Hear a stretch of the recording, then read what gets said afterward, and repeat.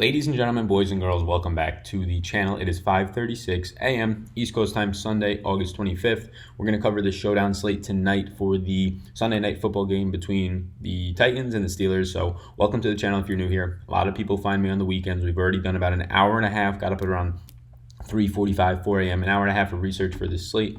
Not too much more that I have to dive into. There's going to be one position, as it always is, the wide receiver, that we're going to have to dive into more and more. I'll be updating those tiers during the day on Patreon. So welcome if you're new here. Lots of people find me on Sundays and Saturdays due to the fact that they don't have to work at their 9 to 5. They have more time on their hands. So if you are new here, what I can say is this is probably going to be the most in-depth research you find on YouTube in terms of free research for the preseason. So if you get any value from this, please do hit the subscribe button and the like button. Down below, there are free strategy guides as well. And also down below, there's my NFL Daily Fantasy course. You can check that out if you're interested. Also, Patreon is where I do all my tiers for all the preseason games. And then there's going to be a lot more than just tiers for the regular season NFL, which you can see down there. Specific live streams just to Patreon, as well as some articles, showdown slate takes, all that. So with that all said, I appreciate if you could just hit the subscribe button. We crushed through 6,500 subscribers. We're on to 7,000. The goal was to have 7,000 by the next week or so. That's probably not going to happen since there's only one more preseason slate next Thursday. But yeah, I appreciate you being here. We're going to cover this one game slate in as much depth as we can. And then I do urge you to kind of check out the rankings on Patreon, because I'm going to be changing them really after this video and throughout the day based on news, and there's a lot of injuries actually for a one-game slate. So starting off with quarterbacks, as you can see, there's three guys I have no interest in. Big Ben I have no interest in, Josh Dobbs and Devlin Hodges.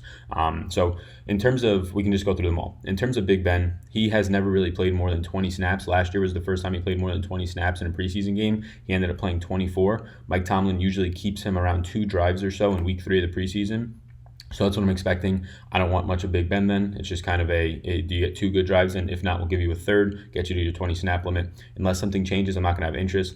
Devlin Hodges has only played 13 snaps last week. The fact that Big Ben's probably going to play around 18 to 20 snaps today, I think that makes Devlin Hodges not even take the field today, but we shall see. No interest in him. And then the only Steelers quarterback I have interest in is Mason Rudolph. Look, in terms of projecting quarters today, I'm projecting Mason Rudolph from anywhere from a quarter and a half to 2 quarters. I'm projecting Devlin Hodges not to play. I'm projecting Ben Roethlisberger for about a half of a quarter to a quarter. And then I'm projecting Joshua Dobbs for 1 to 1.5 quarters. So what that gets me pretty much more times than not is Big Ben playing about 3 quarters of a quarter if he goes 2 to 3 possessions. It gives me Joshua Dobbs playing about 1.25 quarters, finishing out the first half, and then it gives me Mason Rudolph for the entire second half. If that's the case, if that's the way that they keep rolling out these quarterbacks. If Mason Rudolph comes in second, I imagine it's Mason Rudolph to finish out the first quarter that Big Ben kind of comes out for, or the entire second quarter, and then some into the third. Either way, Mason Rudolph seems to be taking the job away from Dobbs at the quarterback 2 spot.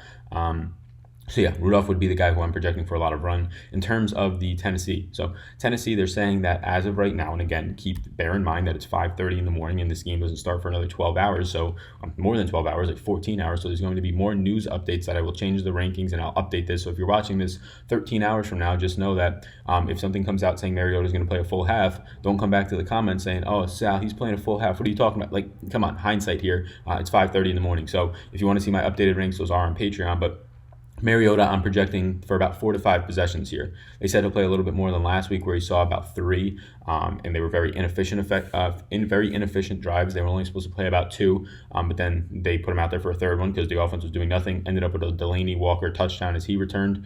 He played well on his limited drives as well with the starters. I'm projecting the starters to have 4 or 5 series. What that gives me is about 1 to 1.5 quarters for Mariota. So I am officially projecting him for 1.25 quarters, 4 to 5 drives.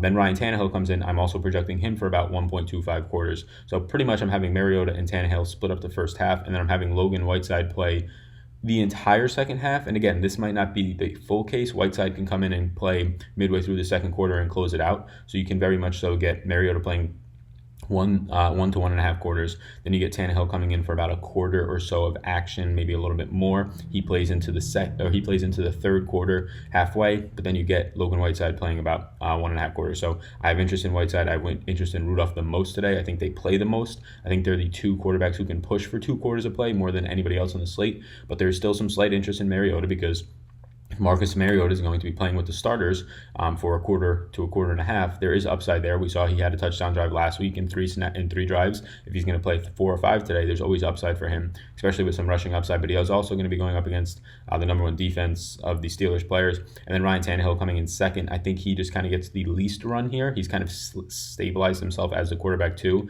They want to get more looks at their starting offense on Tennessee, and also just more looks at what they have in Logan Whiteside to see if they want to hold 3 quarterbacks or not. So I think Tannehill draws a short end of the stick. But again, still decent snaps. Last week he played 34%. Logan Whiteside played 39%. So although Tannehill's listed as a Z, I'm going to list him right now a little bit more as a Y. So yes, he is an interest. So this is where I'm going. Rudolph and Whiteside kind of stand out above the rest in terms of just overall playing time. That's what I'm looking for. Last week, Rudolph had 30 snaps compared to Joshua Dobbs' 23 snaps, so almost 25% more snaps there, pretty much 25% to 30% more snaps. I expect that continues today. I think Mason Rudolph plays the most out of any quarterback tonight. All right, on to running backs. So lots of injuries in the backfield for the Titans. Derrick Henry, he's still battling an injury. I doubt he plays. There's no reason to rush this guy back, so I doubt he plays. I don't have much interest in Dion Lewis, who played 15 snaps last week. Now, if the starters play more run, he could play more snaps, but he's not like an every down, rush the ball type guy. He's going to be out there maybe sometimes in the slot and in the backfield, so catching upside, but if it's not guaranteed touches, I'm not going to have interest in Dion Lewis. And then you start to get into the injuries. Davelin Fluellen, he's out for the rest of the preseason. He had surgery.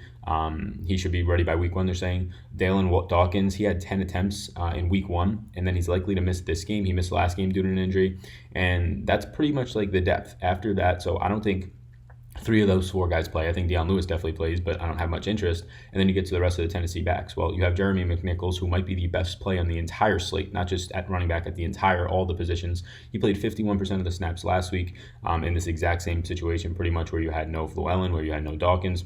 Ended up playing more than half the snaps, played very well. He had a touchdown. He had a second touchdown called back.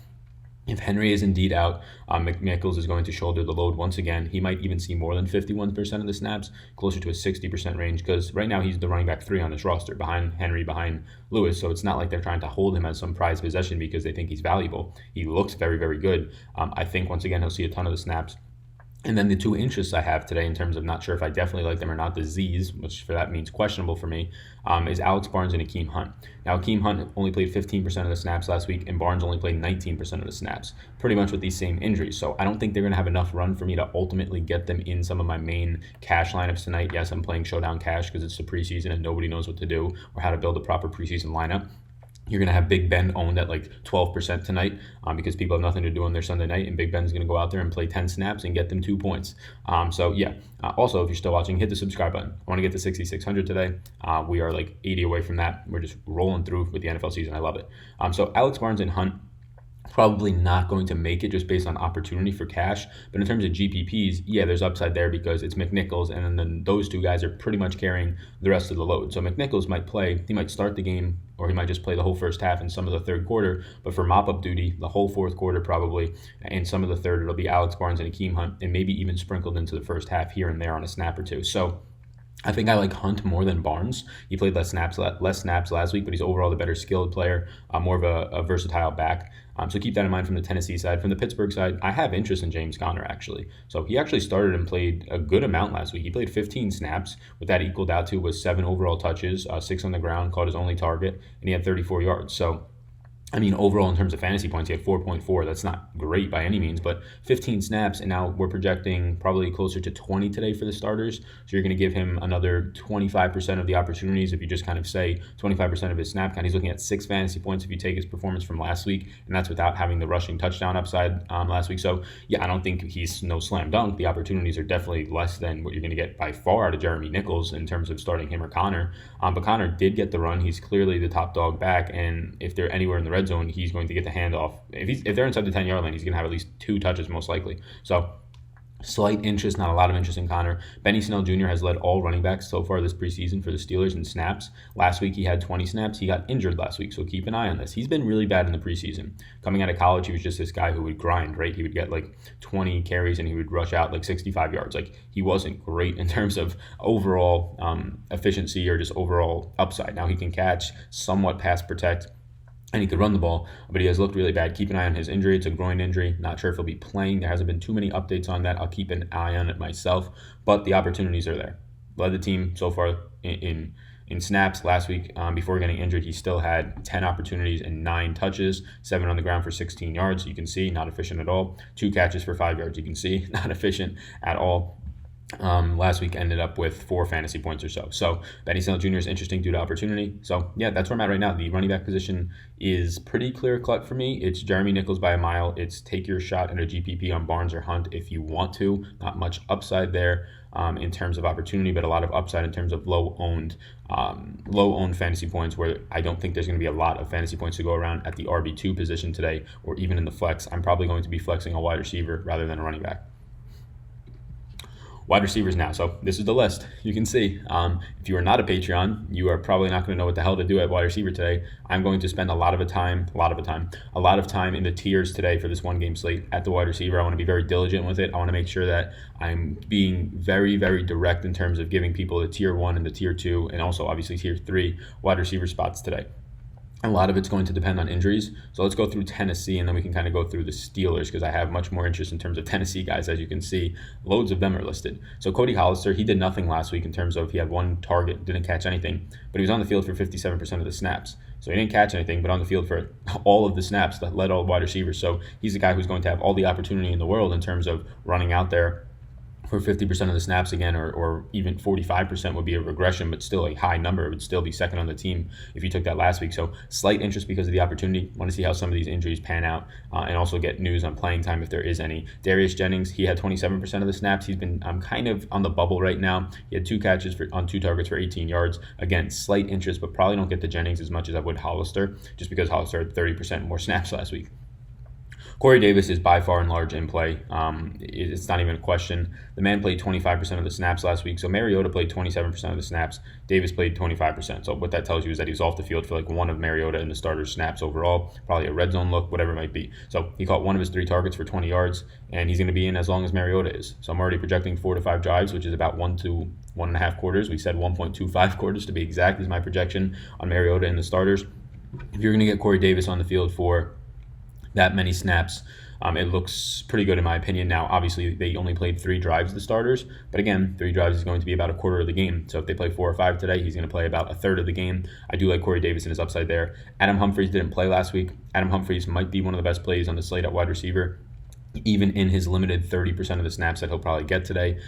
Week 1, he caught 4 of 6 targets from Mariota. Mariota only threw the ball 8 times. There was an instant connection. There's been an instant connection in practice. Keep an eye on if he plays. Tywan Taylor had 52% of the snaps last week. So this is a guy who had opportunity in terms of playing on the field and snaps, and then opportunity in terms of the looks he was getting. He had 5 targets, caught 2 of them for 27 yards. He seems very much in play. A.J. Brown, the second-round rookie, got his first action last week. Actually got a good amount of run, 22% of the snaps, 15 total snaps, that is. And he was a second-round pick that they're very high on. I imagine his snap count comes up somewhere to, he's going to run with some of the ones. He's going to run with some of the backups. So, honestly, it can go from 22% now that he's been practicing all week to somewhere around 35-40%, and I wouldn't be shocked.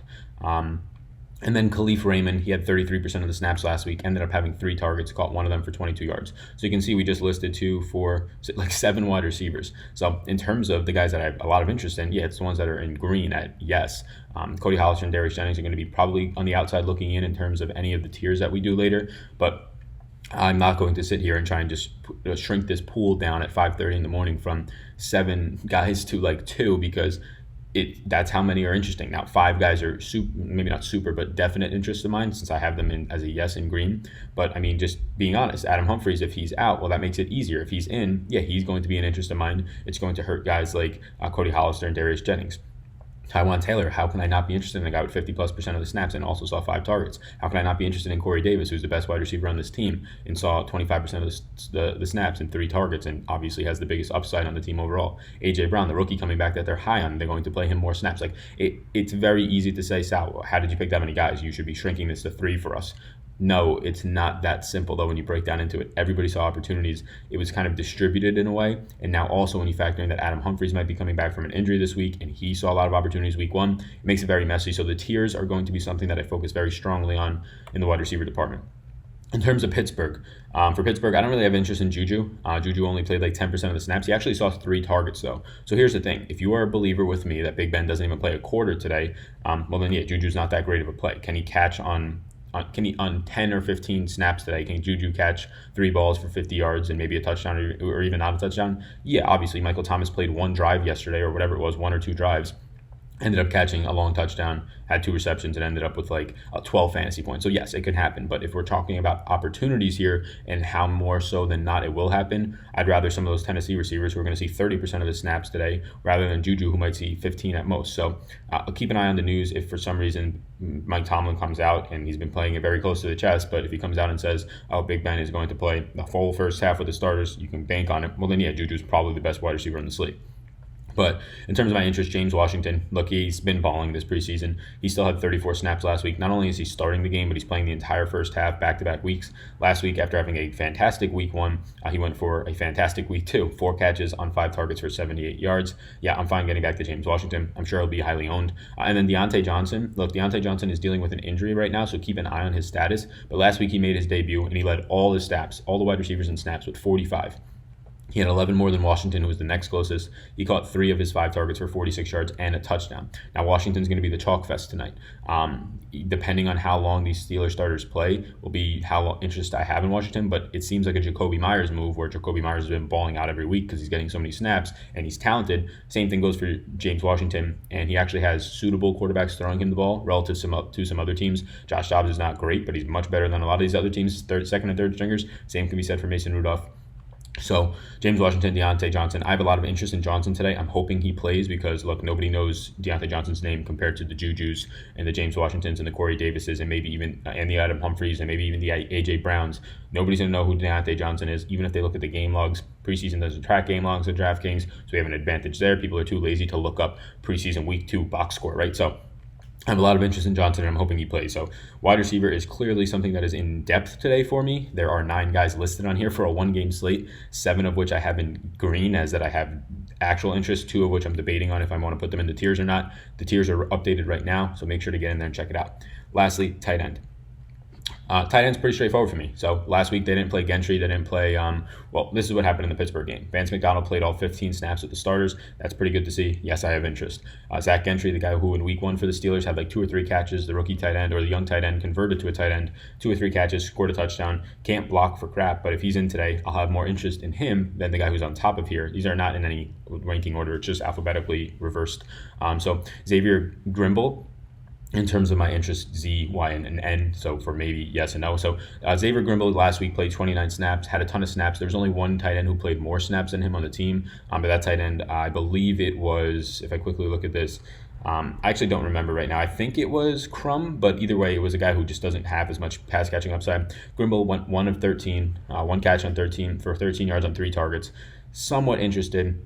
Probably not going to end up with much Grimble, though. But if Zach Gentry is out again, you're going to have Grimble playing a lot of the snaps. Now, the guys that I have most interest in are the starting tight ends. You're going to have Delaney Walker. He played 18% of the snaps last week, but he caught 2 targets, both of them for 26 yards and a touchdown. And he looked good. He looked good on the times that he was on the field after not playing for a while. Obviously has touchdown upside in that offense if Mariota is going to be out there for a quarter to a quarter and a half. So will Delaney Walker. Vance McDonald, like I said, he played all 15 snaps with the starters. He caught 1 pass for 5 yards. He's a much better pass-catching tight end than the 1 catch for 5 yards indicates. So right now, I'm leaning the starting tight ends. If Gentry is out, though, I'll get to some Grimble. Most likely, if Gentry is in, I'll get to some Gentry, no Grimble. Also to point out, Anthony Firkser did have 2 catches for 32 yards last week on 2 targets, but in the first 2 weeks of the preseason, he has failed to eclipse 18% of the snap count. So, I mean, Delaney Walker came back last week after not playing for almost a year, and he played 18% of the snaps to Firkser's 16% last week. Firkser had an amazing diving catch on the sideline. I'm not sure if anybody saw it, but yeah, overall, not a lot of interest in him. So with that said, these are the early interests, I guess you can call them. I will have, as of right now, they're already updated on Patreon. You can check out my daily fantasy course down below. I'm not sure if we'll be doing a live stream tonight for just a 1-game showdown. Maybe I'll go live for 20 minutes, but not sure. Follow me on Twitter for Salvet, at SalVetriDFS for any updates. I will be posting my schedule for the NFL season very shortly. So my name is Sal. Best of luck tonight, everybody. Peace out, gang.